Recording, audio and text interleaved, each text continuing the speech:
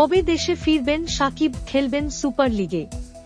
5 ম্যাচের টি-20 সিরিজ খেলতে 28 এপ্রিল বাংলাদেশ সফরে আসছে জিম্বাবুয়ে ক্রিকেট দল।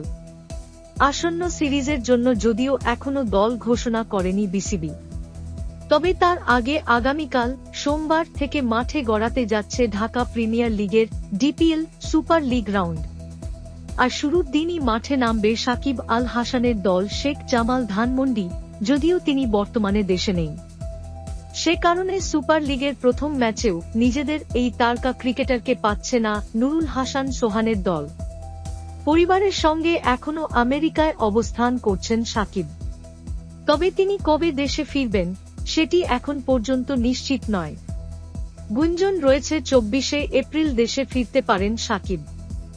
অবশ্য ঢাকা পোস্টকে স্পষ্ট করে সেটিও নিশ্চিত করে জানাতে পারেননি শেখ জামালের কোচ সোহেল ইসলাম।